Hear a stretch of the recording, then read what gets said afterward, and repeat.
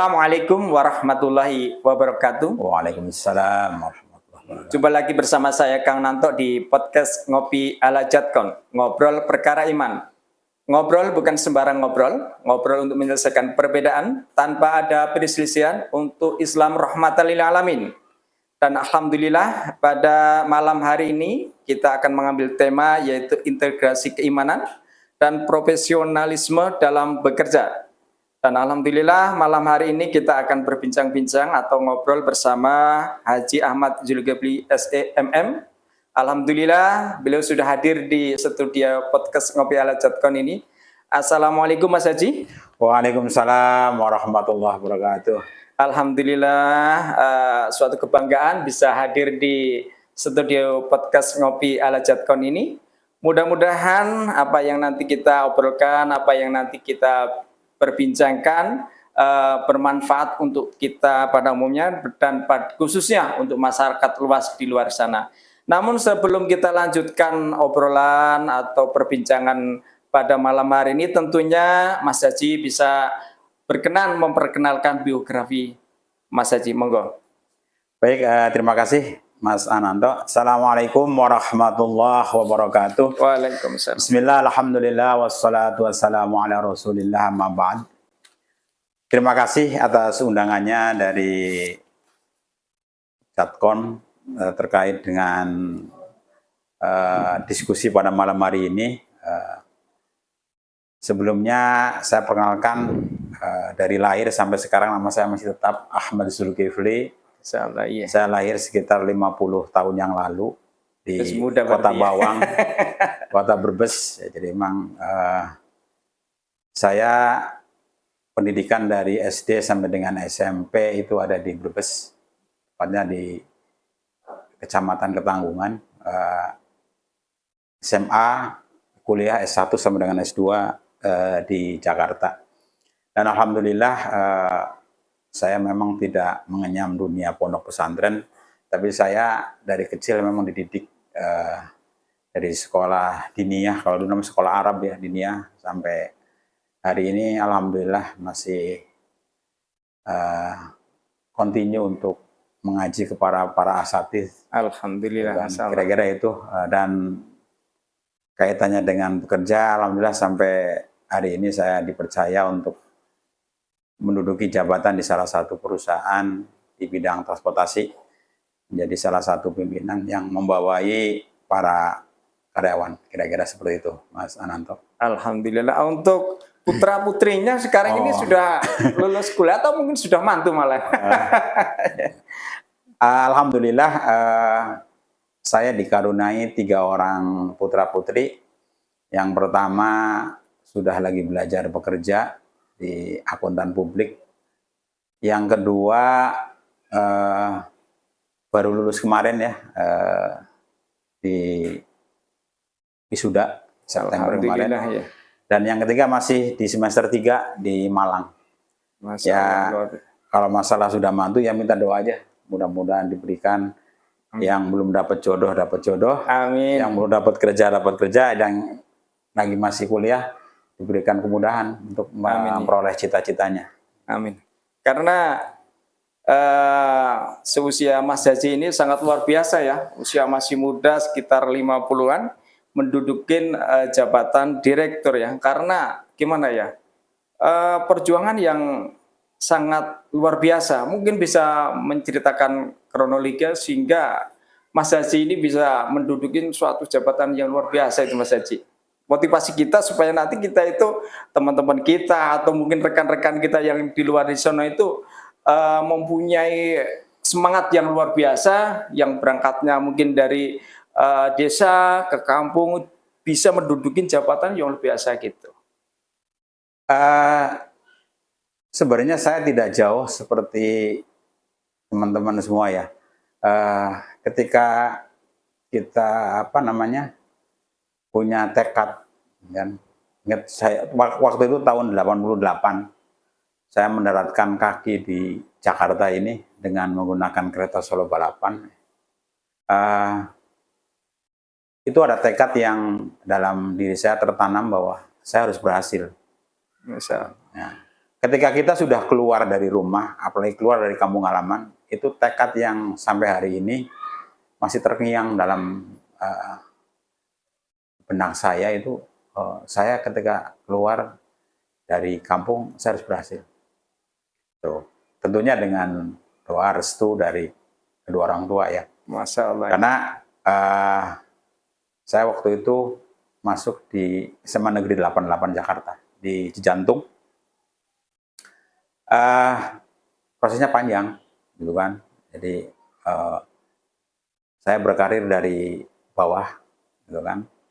Itu di situ ada keringat, ada air mata, panas kepanasan, hujan kehujanan. Jadi tekad dan niat serta tujuan yang membuat daya tahan kita, daya juang kita itu tidak cepat menyerah. Karena ketika kita daya juangnya sudah melemah. Itu sudah masalah lah, kita tidak. Nah, kita balik ke Brebes lagi, angon bebek. Kira-kira seperti itu. Nah, yang jelas tekad luar biasa ini ya. Tekad dan daya juang. Daya juang luar biasa. Jadi itulah. Ini rekan-rekan atau mungkin saudara-saudara kita yang ada di sana. Jadi kalau mempunyai tekad, kita harus mempunyai semangat yang luar biasa. Tentunya disertai dengan doa-doa. Mungkin ada pengalaman sendiri, mungkin atau mungkin pernah ngabdi sebelum itu, ya di masjid atau bagaimana gitu.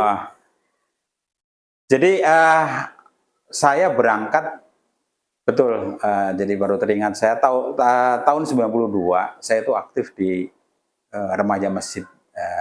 Saya bergabung ikut remaja masjid karena memang basic awal dari kampung, memang kalau anak kampung itu kan mainnya nggak jauh dari masjid dan langgar, kan gitu kan.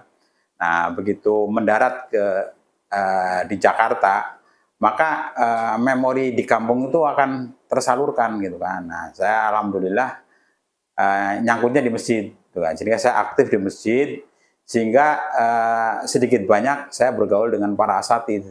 Disitulah nilai-nilai spiritual saya mulai terasa. Masya Allah. Kira-kira seperti itu. Masya Allahnya.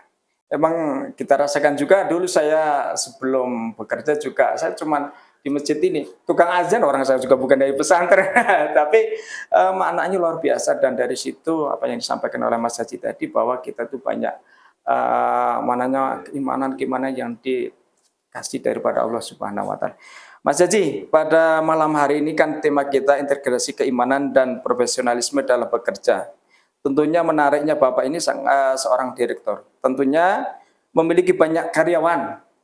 Dan ini semua pastinya sangat erat sekali kaitannya dengan teman di atas. Semoga kehadiran Bapak di sini dapat membawa banyak manfaat untuk kita semua.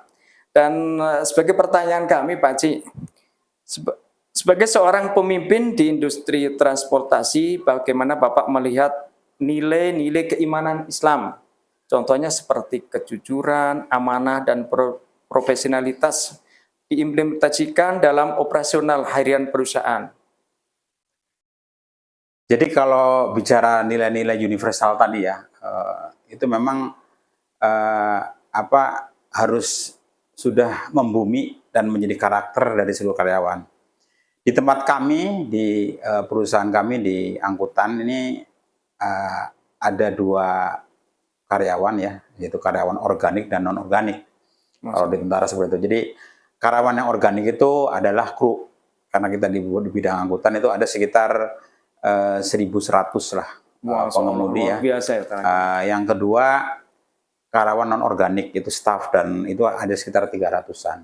Nah, tentunya mengelola jumlah karyawan yang menurut saya di angkutan ini cukup besar seperti itu, harus dibuat sedemikian rupa organisasi yang bisa mencapai tujuan, visi dan misi daripada perusahaan itu sendiri. Nah, ada beberapa hal yang kita sudah didik dan sudah menjadi nilai budaya perusahaan. Nah, itu ada 8 yang kita inisiasi yang sudah harus menjadi karakter. Ini ada dalam bukunya Jansen Sinamo. Itu adalah 8 etos kerja profesional. Masya Allah, luar biasa. Jadi kita menempatkan kerja, pertama adalah kerja adalah sebagai rahmat, ya. Yang kedua adalah kerja sebagai amanah. 3, kerja adalah panggilan. 4, kerja adalah aktualisasi. 5, kerja adalah ibadah. 6, kerja adalah seni. Dan yang ke-7 adalah kerja adalah kehormatan. Dan ke-8 adalah kerja adalah pelayanan. Nah, perusahaan kami adalah perusahaan di bidang jasa angkutan. Nah, tentu produk yang kita berikan kepada pelanggan adalah layanan, servis yang memuaskan. Nah, itu kan. Iya. Nah, bagaimana kita bisa memberikan pelayanan yang terbaik kepada para pengguna jasa angkutan kalau internal kita, karyawan kita tidak punya karakter yang melayani. Maka 8 etos kerja profesional ini selalu kita push kepada teman-teman di perusahaan agar sudah membumi dan menjadi karakter. 1, kerja adalah rahmat. Nah, kita tahu rahmat adalah kerja kita itu harus penuh dengan rasa syukur. Masya Allah, ya. Kan? Kita bayangkan dulu ketika kita teman-teman yang, kalau kita kan generasi X atau generasi milenial nih, tahun layanan 70-an. Kan generasi X kan. Iya. Kan? Ketika kita merantau ke Jakarta, ada sebuah harapan selain memang tadi kita punya tujuan kuat menuntut ilmu, sementara kita di kampung juga kan dengan ekonomi yang pas-pasan, artinya kita bagaimana bisa menuntut ilmu juga bisa menghidupi kan mandiri. Nah, ketika kita sudah bekerja, kerja adalah bagian rahmat, kita akan timbul rasa syukur. Sudah kerja, kita harus punya penghasilan. Nah, penghasilan tidak cukup. Nah, itu terjadi konflik kan. Nah, dengan menganggap bahwa kerja ini adalah rahmat, diharapkan kita betul-betul mensyukuri karunia itu menjadi sebuah rahmat yang bukan hanya bermanfaat bagi dirinya, keluarganya juga masyarakat. Yang kedua, kerja adalah amanah. Nah, kerja sebagai amanah di sini adalah bekerja dengan penuh tanggung jawab. Nah, ini antara amanah dan tanggung jawab adalah dua hal yang saling keterkaitan. Tidak mungkin orang disebut punya tanggung jawab kalau tidak amanah. Tidak mungkin orang yang tidak mungkin disebut orang amanah. Justru orang yang amanah itulah termasuk orang yang bertanggung jawab. Bagaimana kita menekankan kepada seluruh karyawan ini kerja adalah amanah. Nah, ini tentunya hal yang sangat berat kan, apalagi dengan kondisi hari ini dengan persaingan yang luar biasa di dunia kerja. Ini kadang-kadang kita mesti kuat-kuat gitu kan, kuat-kuat ya, bagaimana memberikan fasilitas kepada karyawan agar mereka betul-betul memandang bahwa kerja ini adalah amanah. Yang selanjutnya adalah kerja adalah panggilan. Nah, kerja adalah panggilan itu bahwa kita itu kerja harus penuh dengan integritas. Ini mohon maaf kalau meminjam istilah tetangga sebelah, itu panggilan itu untuk agama sebelah itu sampai dengan dharma. Kan. Jadi panggilan suci. Nah, orang yang menganggap bahwa pekerja ini adalah panggilan, dia akan bekerja dengan penuh integritas, bersikap jujur. Karena kan seluruh pejabat itu kan harus menandatangani fakta integritas. Nah, itu kan. Nah, orang yang menganggap kerja adalah panggilan adalah orang yang bekerja dengan penuh integritas. Yang keempat adalah kerja adalah aktualisasi. Nah, orang yang bekerja dengan aktualisasi adalah orang yang kerja dengan penuh semangat. Nah, ini kita berharapkan karyawan-karyawan kami yang ada di perusahaan itu kerja dengan penuh semangat. Nah, dengan kerja semangat itu akan terbuka potensi-potensi yang ada dalam diri karyawan itu. Nah, dengan potensi-potensi yang keluar itu, maka dia akan mengaktualisasikan seluruh kinerjanya dengan baik. Nah, ini sebenarnya yang pertama, tapi dalam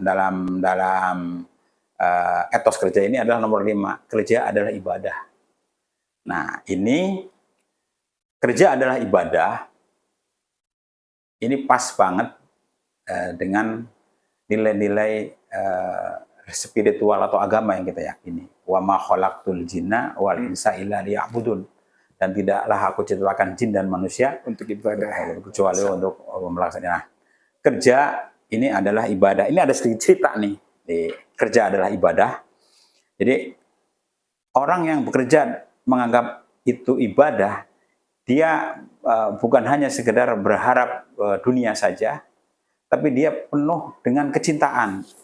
Dia mengharap lebih, bukan hanya sekedar dunia saja, tapi ada nilai ukhrawi. Ini ada sedikit cerita. Ini ceritanya cerita agak dulu tuh ada namanya Genghis Khan, kenal ya, panglima Cina itu kan. Dia itu punya burung elang. Burung elang.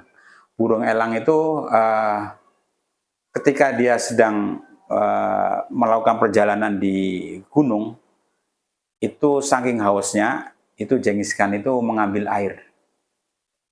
Begitu mengambil air, begitu mau diminum, itu elang pengawalnya itu langsung menabrak lah. Udah, saking hausnya ngambil lagi pakai tempat kan. Begitu mau diminum, tumpahin lagi sama burung itu. Akhirnya ngancem itu Genghis Khan. Kalau seandainya yang ketiga lagi kamu nabrak tempat minum saya mau minum, maka akan aku tebas leher kamu. Pas yang ketiga dia mau minum lagi, elangnya sama ditabrak lagi, tapi karena sudah ngomong pedangnya ditebas. Karena tempat minumnya sudah tidak ada, dia naik ke atas, mau langsung ke sumbernya ngambil air itu kan.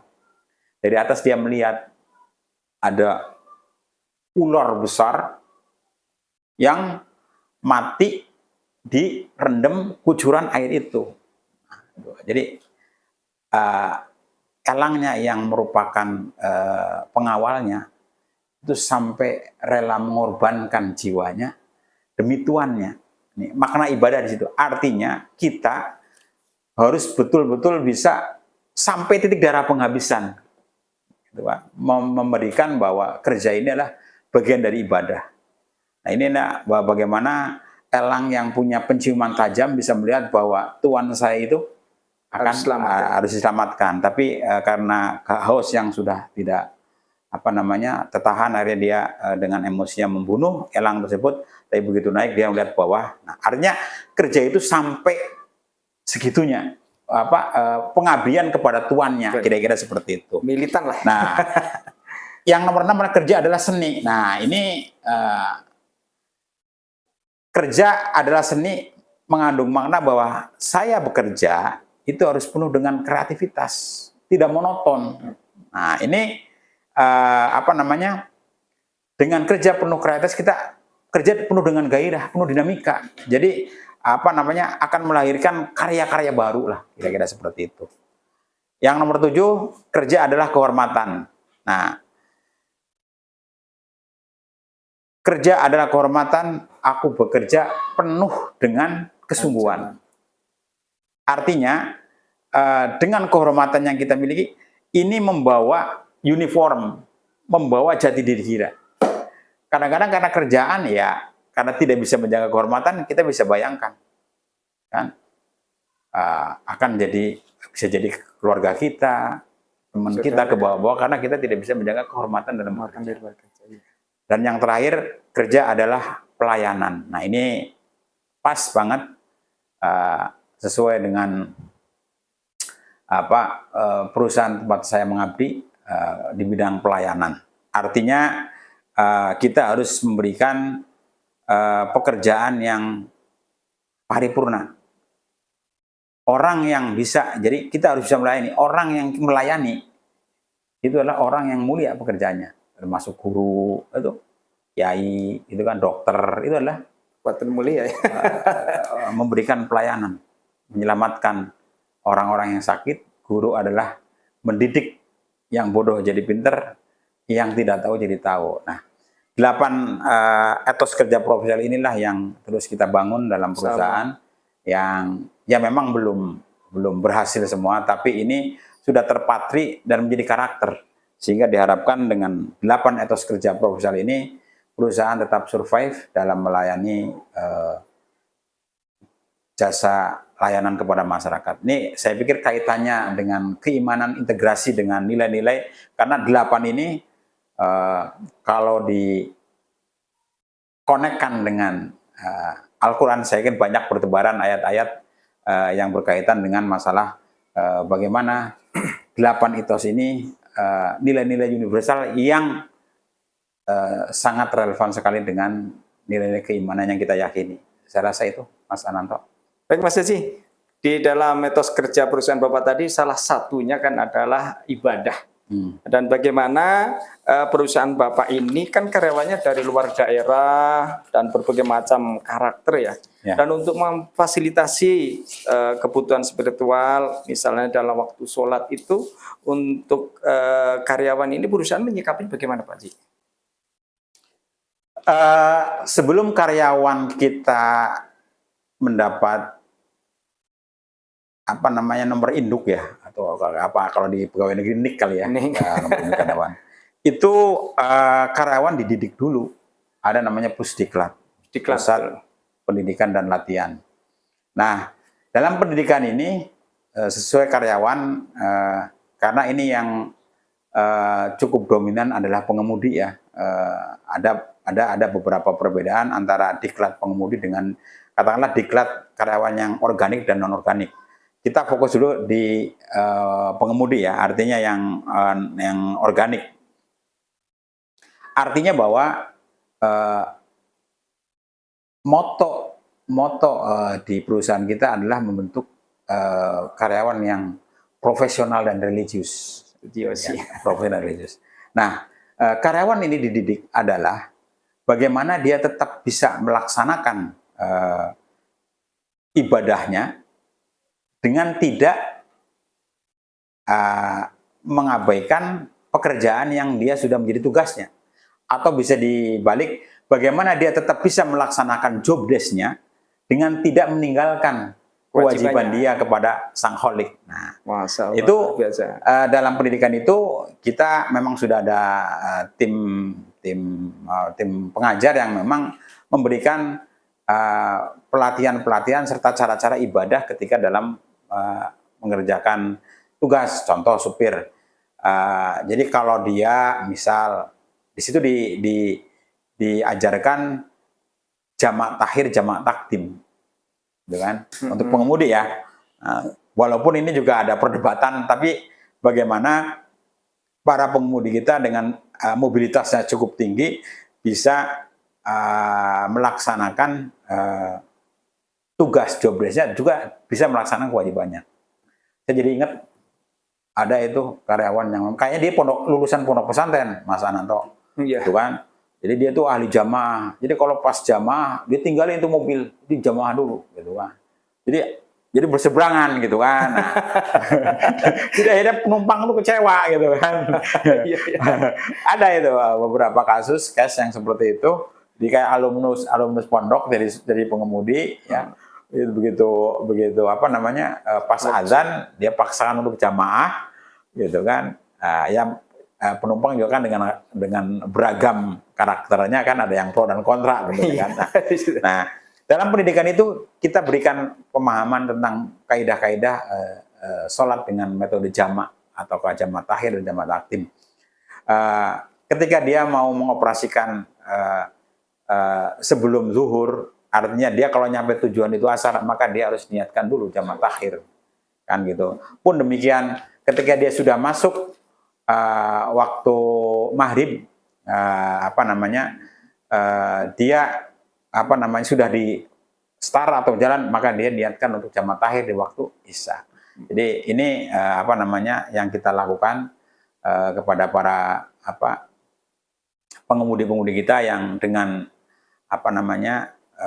kondisi mobilitas yang cukup tinggi, perputarannya. Nah, jadi kita berikan, dan ya alhamdulillah tentunya banyak yang sangat bermanfaat pendidikan ini. Selain memang pendidikan membentuk karakter, mempunyai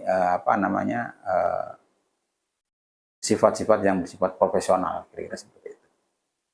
Luar biasa emang di perusahaan Bapak ini tidak mementingkan suatu kerjaan, tapi ibadah juga digembleng, harus melaksanakan, Pak ya. Nah, memang di kantor juga ada pertama tiap kantor itu ada masjidnya ya, itu Pak. Ya itu udah aneh lah, semua perusahaan pasti ada yang musola. Nah, tapi ada pengajian seperti pengajian kajian itu 1 minggu sekali kita adakan. Terus apakah karena memang tapi tradisi itu tradisi bagus kalau menurut saya kan. Jadi tiap malam Jumat kita, kalau orang NU mungkin istighosah lah.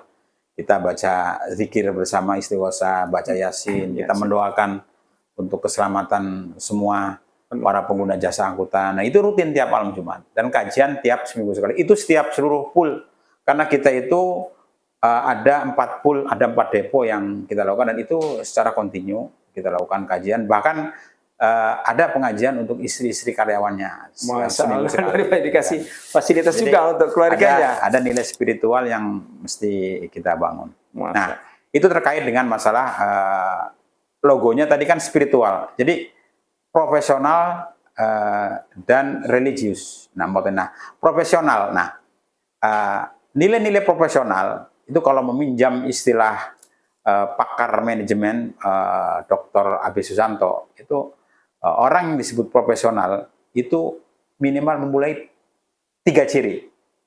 Nah, yang pertama, orang disebut profesional itu dia mempunyai technical skill, punya kemampuan technical skill. Kalau Mas Ananto bisa betulin AC yang panas bisa jadi dingin, apakah Pak Mas Ananto ini disebut orang profesional? Belum tentu. Kalau meminjam istilah pakar manajemen, 1 dari 3 syarat seorang profesional termasuk, karena dia mempunyai kemampuan technical skill. Apa itu? Bisa membetulkan AC dari panas menjadi dingin. Yang kedua, dia punya kemampuan namanya managerial skill. Nah, Mas Ananto kalau potong rambut di mana saya nanya? Tukang cukur lah. Cukur. Kalau di Jakarta yang terkenal tukang cukur apa? Ya, Putra Sumatera. Putra Sumatera, udah digusur Putra Sumatera.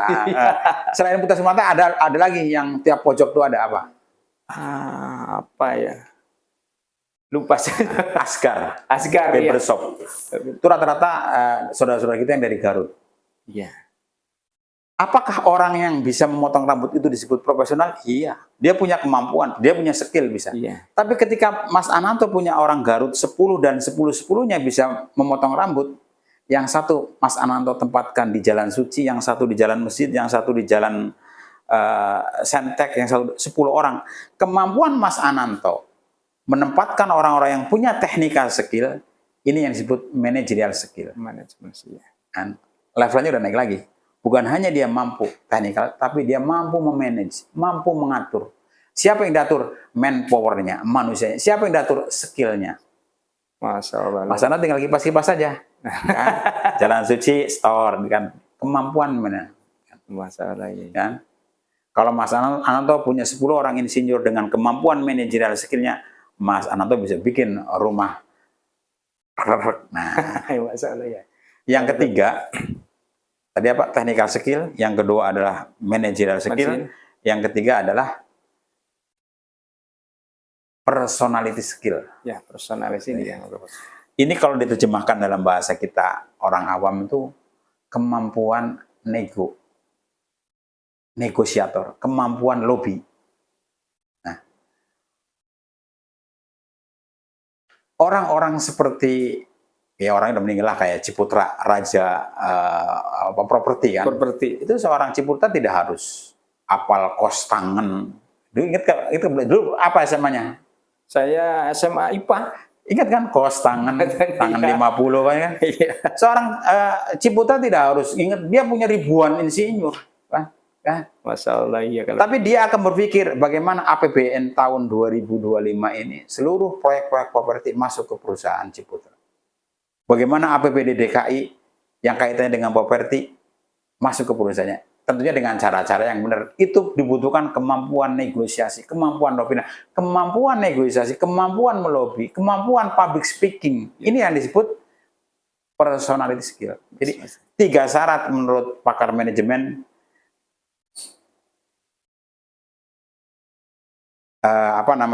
menurut pakar manajemen AB Susanto adalah pertama adalah technical skill, kedua managerial skill, yang ketiga adalah personal skill. Nah inilah dan religius tadi adalah dibingkai dengan nilai-nilai spiritual sehingga karyawan tadi bisa selain memang bekerja profesional, dia juga dilandasi dengan nilai-nilai agama. Masya Allah, luar biasa.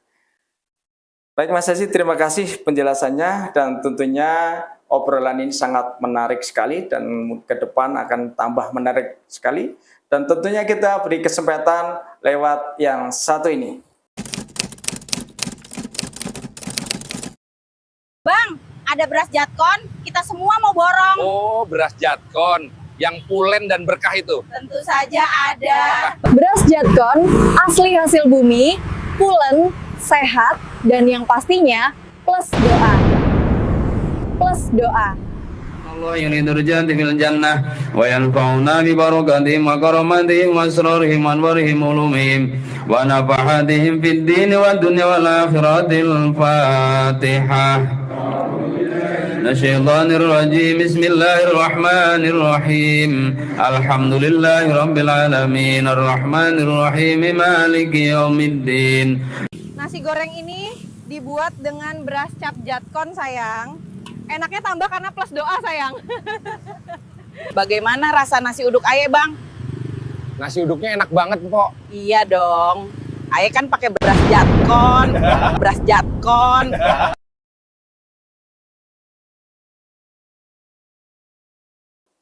Baik pemirsa, kita lanjutkan perbincangan atau obrolan kita malam ini bersama narasumber kita yang sangat menarik sekali perbincangan pada malam hari ini. Karena studio kami pada kesempatan hari ini sangat gembira karena kedua kalinya kita bisa berbincang-bincang dengan beliau seorang direktur yang sangat luar biasa. Beliau adalah direktur suatu perusahaan bus, dan pada kesempatan keempat ini atau pertanyaan yang selanjutnya adalah menurut pengamatan Bapak, apa tantangan terbesar yang dihadapi oleh anak muda perantauan muslim tentunya untuk mulai dari karir di perusahaan Bapak? Ya. Jadi kalau bicara masalah tantangan, bukan hanya sekedar di internal kami perusahaan ya. Jadi tantangan secara makro, ini kan rata-rata para lulusan-lulusan perguruan tinggi yang bersifat umum ini kan belum siap ditempatkan di tenaga kerja. Sehingga ini menjadi faktor yang artinya menjadi kendala terbesar bahwa para lulusan-lulusan yang sudah lulus atau fresh graduate ya, itu tuh belum siap ditempatkan. Maka para lulusan-lulusan pertama kita harus dibekali dengan pertama adalah skill. Ya. Skill itu adalah keahlian. Kompetensi itu ada 3. Satu skill, kompetensi. Artinya para pemuda itu harus bekali dengan kompetensi. Kompetensi itu adalah kemampuan. Kemampuan itu harus pertama dengan pendidikan. Jadi salah satu merubah karakter orang dari tidak bisa menjadi bisa adalah salah satu dengan lembaga pendidikan. kan? Jadi knowledge, pengetahuan. Itu harus yang kedua adalah skill. Nah, Masya Allah. itu tidak bisa dibohongin. Nah, kemampuan skill kita ya contoh lah pada tahun 80-an atau tahun 70-an yang disebut buta huruf apa? Ingat nggak Mas Ananta waktu kecil kita di kampung? Yang disebut buta huruf adalah orang yang tidak bisa baca dan tulis. Maka ada paket A, paket B, bener nggak kan? Iya. Ada tuh di rumah-rumah diajarin cara membaca mama, ibu-ibu yang udah nanya. Tapi sekarang ini zaman apa ini? Tahun 2025. Generasi apa namanya ini? Milenial, apa Di milenial? atasnya milenial apa? Z. Jet. Itu sudah bukan baca tulis lagi. Orang yang tidak bisa komputerisasi, digitalisasi, dan kemampuan language, bahasa asing, itu sama juga dengan menempatkan diri menjadi orang yang buta huruf. Masya Allah. Maka bukan hanya sekedar kita didik putra-putri kita dengan nilai-nilai spiritual, dengan mondok, dengan ngaji, tapi juga harus dibekali dengan tadi knowledge, skill, apa pengetahuan yang bersifat umum tadi. Yang kedua, tadi kompetensi yang kedua, kita juga harus belajar dari orang-orang yang gagal dan orang-orang yang berhasil. Perlunya apa? Ya dengan orang yang berhasil dan orang gagal, kita tidak melakukan tindakan-tindakan yang kedua, kalau berhasil, ya kita ambil contoh. Nah, dari seluruh referensi yang saya baca, orang-orang yang berhasil adalah dia tidak melupakan kerja keras. Nah, itu Ingat asal usulnya ya. bahasa dia. Seluruh biografi orang-orang yang berhasil itu rata-rata menempatkan apakah itu nomor 1, nomor 2 atau nomor terakhir, itu dari sekian rahasia sukses orang yang berhasil adalah dia bekerja keras. Nah, lawan bekerja keras adalah malas. Nah, jadi kendala-kendala yang lain seperti itu. Daya juangnya agak rendah, gitu kan? Jadi kemampuannya mesti berdasar. Jadi kira-kira seperti itu, Mas Ananto, kaitannya dengan masalah kendala-kendala yang dihadapi. Jadi mesti perlu pendidikan lagi atau istilahnya development, artinya ada pelatihan dan pendidikan yang lebih menjurus kepada pekerjaan yang akan dihadapi, kira-kira seperti itu. Tadi kalau dijelaskan berbagai macam proses yang sangat gamblang dan bagaimana meningkatkan kualitas pelayanan transportasi umum di saat-saat ini. Jadi yang sedang lagi hot isu di angkutan. Nah, ini kan seluruh angkutan yang ada di DKI, ini kita bicara angkutan DKI ya, itu semua di bawah naungan manajemen PT Transportasi Jakarta atau Transjakarta. Nah, itu ada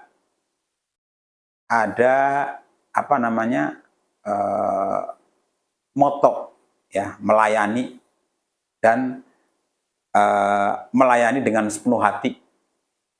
Nah, isu yang sedang hot adalah bagaimana faktor kenyamanan, faktor keselamatan ini yang sedang ditanamkan. Karena di dalam Transjakarta sendiri banyak sekali mitra-mitra operator yang melakukan operator bus. Nah, saya jadi ingat bagaimana memberikan layanan yang terbaik. Ini kalau dalam dunia marketing itu ada namanya marketing mix. Mungkin Mas Anto tahu kali ya, marketing mix. Pertama itu ada 4P marketing mix itu. P pertama adalah produknya. Siapapun orangnya akan membeli, akan memakai produk yang kualitasnya unggul, produk yang kualitasnya bagus. Hanya orang-orang yang bodoh yang menggunakan produk yang kualitasnya rendah. Sepakat nggak? Sepakat, baik. Dan kita hari ini saksikan bahwa seluruh angkutan bus besar di Jakarta ini yang tergabung dalam Transjakarta itu produknya luar biasa. AC-nya kinclong, bener nggak? Yang kedua, P yang kedua adalah price. Sudah pengen kualitasnya nomor satu, yang kedua price-nya harus selalu rendah. Pengguna jasa, pengguna produk itu akan menginginkan kualitas bagus, harga rendah. Jadi bukan jamaah Jatkon aja yang pengen seperti itu. Jadi ini adalah survei, itu kan produk bagus, harga rendah. Jadi kalau dagang jangan mahal-mahal, Mas Ananto ya. Iya, nanti dibilangin sama Kapul. Produknya bagus. Barangnya bagus, harganya rendah. Yang ketiga apa? Ada yang tahu? Place. Mas Ananto punya handphone, ingat nggak tahun berapa? Pertama kali punya handphone. Ingat nggak? Lupa, tahun 2000-an kali ya. Belinya di mana saya nanya? Ada kredit waktu itu. Iya di mana ya? Belinya di mana? Ya. Lupa waktu itu. Saya ingat Pak, sekitar tahun 2000-an sama saya juga punya. Belinya di mana? Di Roxy. Tahu Roxy? Ya, Roxy ya. Kalau Anda dari Grogol, Di Roxy. naik bajai, di Roxy. Bahkan SIM card saya yang punya nih, itu belinya di sana. Itu saya ingat tuh, beli itu harganya 500 juta. Sama 500.000 banyakan mana tuh nih, 500 juta. Hampir seimbang, kakak beradik itu. Place, tempat. Tempatnya ya. Market tempat. Dulu tahun 2000 kita beli handphone itu mesti ke Roxy. Beli apa SIM card mesti, tapi sekarang Mas Ananto keluar gang udah menjual HP second dan baru, udah kan? Iya. Servis. Jadi keluar gang sudah Tersedia sekarang. Mas Ananto sekarang pengen bakmi naga apa bakmi GM, tinggal cet, nyampe depan rumah nggak? Nyampe. Konsumen itu menginginkan selain produknya bagus, harganya rendah, Pelayanannya ya. deket dengan lokasi tempatnya deket, kalau bisa depan rumah. Mas Ananto sekarang mau ke Polda tidak harus Gojek langsung depan nyamperin, enggak. Ini masyarakat, jadi price tempatnya deket. Makanya jangkauan layanan transportasi itu udah ada titik-titik berhenti kan segala macam. Ini menerjemahkan dari market yang terakhir. P terakhir apa? Promotion. Nah, pinter kan. Nah, saya nanya Mas Ananto, itu kalau mandi pakai sabun apa? Lu? Kalau sikat gigi, Iya, odolnya. Pepsodent. Sampo, Samponya sampo Pantene. tahu nggak itu produk siapa? Waduh, kurang tahu. Itu produk Unilever. Jadi kalau Unilever sehari ini mogok karyawannya sebulan, sikat gigi udah pakai itu abu gosok dulu zaman kita kecil Iya, kan. merang samponya. Nah kan, produk-produk yang kita pakai adalah produk Unilever. Bagaimana Unilever selaku produsen itu, begitu bangun Mas Ananto mau sikat gigi inget Pepsodent, begitu mandi inget Lek, Iya. begitu sampoan inget Pantene atau inget. Nah bagaimana produsen menyatukan silaturahim nih dengan pengguna jasanya? Ini perlu ada P yang terakhir tadi apa? Promosi. Promosinya. Maka produsen itu membayar, meng-hire tenaga ahli. Pernah nggak lihat atlet jadi bintang iklan? Pernah. Pernah lihat artis jadi bintang iklan? Pernah. Pernah lihat ustadz jadi bintang iklan? Ya pernah. Jadi lengkap. Untuk silaturahim antara produk dan pengguna jasa, bangun tidur biar selalu ingat Pepsodent mau sikat gigi, perlu ada promotion, perlu ada iklan. Nah, iklan yang paling efektif, iklan yang paling manjur adalah mood to mood, mulut ke mulut. Sikat gigi mah atau pakai odolnya Pepsodent.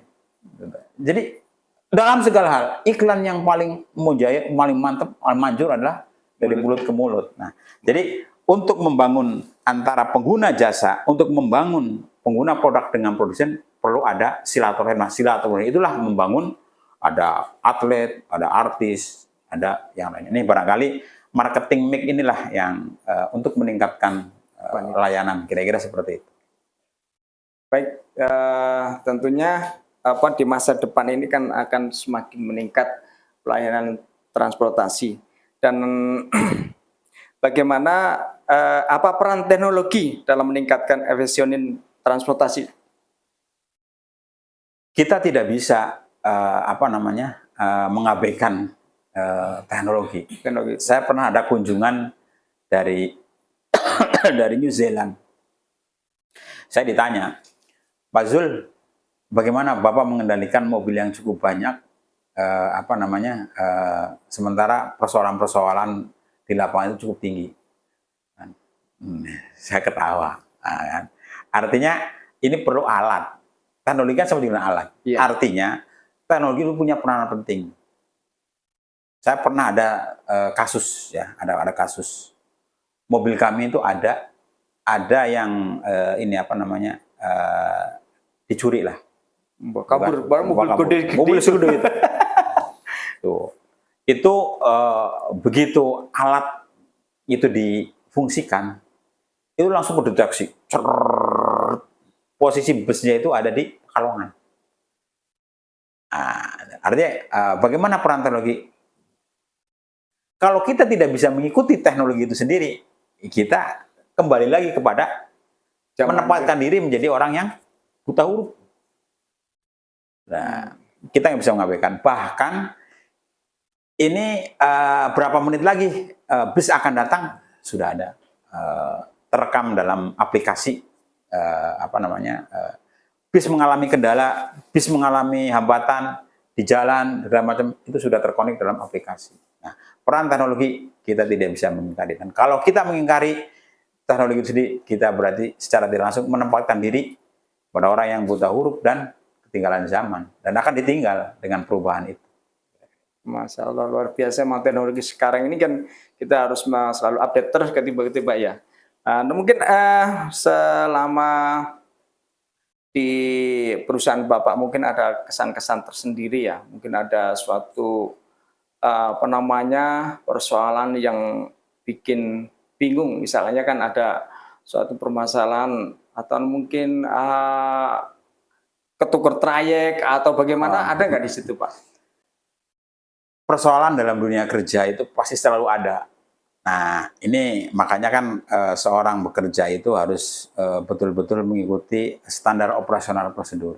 Itu kalau saya juga kadang-kadang suka nggak habis pikir, Mas Ananto, gitu kan. Bagaimana mungkin mobil segitu besarnya, plat polisi segitu besarnya, sampai salah bawa, kan gitu kan. Ya itu udah supirnya salah, security-nya salah kan, tapi itu terjadi. Ya kan tetap ada punishment seperti apa. Nah, itulah jadi tetap bekerja apapun alasannya harus mengikuti SOP. Nah, ini yang kadang-kadang SOP itu membuat bosen karena apa? Bersifat kontinuitas. Contoh, ketika kita parkir nih, mobil keluar, kalau sekarang mau udah digital ya parkir ya. Lalu kan menunjukkan STNK. Nah, ketika itu tidak dilaksanakan, begitu ada kehilangan, bingung.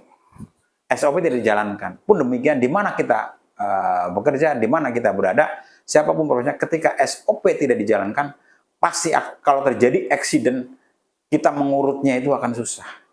Jadi, banyaklah kejadian itu seperti itu. Bagaimana mungkin bisa ketukar yang harusnya ke A, B, seperti itu. Baik, Mas Haji ini kan seorang direktur, tapi untuk bergaul ke bawah ini tidak menjaga jarak, atau itu suatu cara untuk supaya kelihatan kita itu merayat, atau biar kita itu biar sama-sama, ayo kita ibadah dalam bekerja itu, Mas Haji, itu kunci atau mungkin ada misi Mas Haji sendiri di situ? Kacang nggak boleh lupa sama kulitnya. Atau dalam bahasa keren itu jas merah, jangan melupakan sejarah. Itu kan. Jadi saya berangkat dari bawah, kan. Berangkat dari bawah, saya pernah bercucuran keringat, kepanasan, kehujanan. Jadi saya tahu betul merasakan derita kalangan grassroots lah. Jadi dalam memberikan leader style lah gitu kan, saya lebih cenderung untuk memberikan pendekatan-pendekatan yang bersifat kultural ketimbang struktural. Artinya pola-pola pendekatan-pendekatan yang merangkul, ya, walaupun tetap hubungan kerja antara atasan dan bawahan harus kita jaga. Jaga, ya. Walaupun juga ada plus minusnya ya. Terlalu dekat itu kadang-kadang kita mengabaikan nilai-nilai ketegasan. Karena sudah dekat, akhirnya ketika melakukan pelanggaran kita jadi agak Sungkan juga. memberikan tindakan itu. Nah, karena dalam pekerjaan itu kan walaupun ini agak berbau kapitalis, tapi ini sebenarnya harus dilaksanakan. Apa itu? Reward and punishment. Iya. Reward itu ketika karyawan berprestasi, kasih penghargaan dong.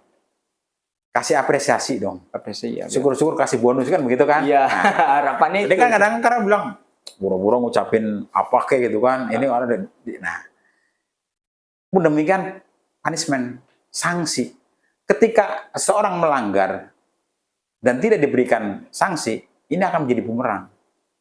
Nah, jadi kenapa saya lebih cenderung ya karena saya berangkat dari bawah.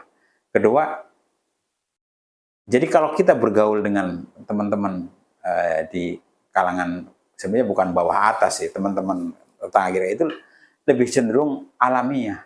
Walaupun perlu digarisbawahi bahwa hubungan kita dengan teman-teman yang kategori di bawah itu perlu, tapi juga bergaul dengan orang yang lebih tinggi dari kita, jaringan kita juga harus lebih luas, gitu kan. Sehingga apa diharapkan ada keseimbangan antara yang atas dengan bawah tadi.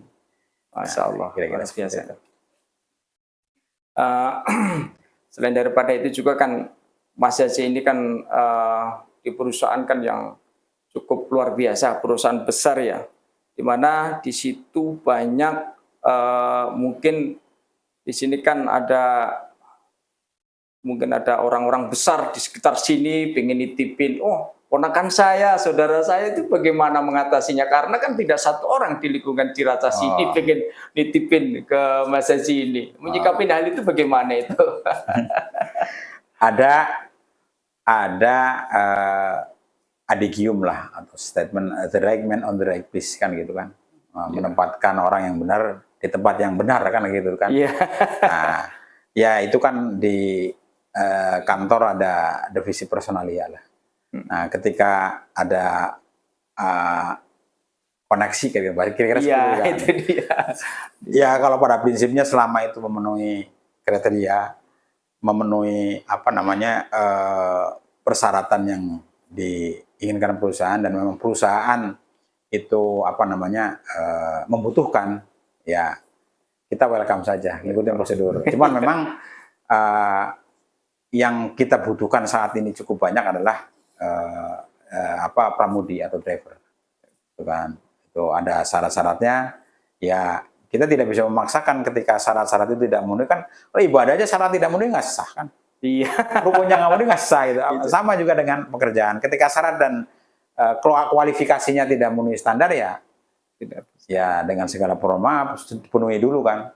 Syarat apa yang tidak terpenuhi, kualifikasi apa yang. Nah, cuma kan balik lagi di perusahaan itu sedang dibutuhkan atau tidak, hearingnya kan kira seperti itu. Masya Allah. Dan sebagai penutup untuk perbincangan atau obrolan pada kesempatan ini, tentunya Mas Yazi bisa mengasihkan saran-saran atau motivasi-motivasi untuk rekan-rekan kita supaya giat semangat untuk mencari pekerjaan dan tidak selalu mengharapkan daripada pertolongan orang. Jadi kita semangat untuk mencari kerja sendiri, dan itu kami mohon motivasi dan daripada Mas Yazi. Ada 3 hal lah yang harus menjadi pegangan kita dalam mencari keseimbangan kesuksesan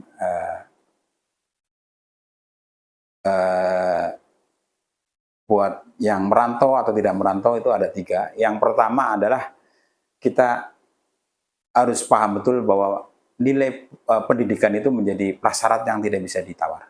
Masya Allah, ya. Jadi jangan pernah berhenti untuk belajar dan jangan pernah berhenti untuk sekolah. Karena itu adalah sebuah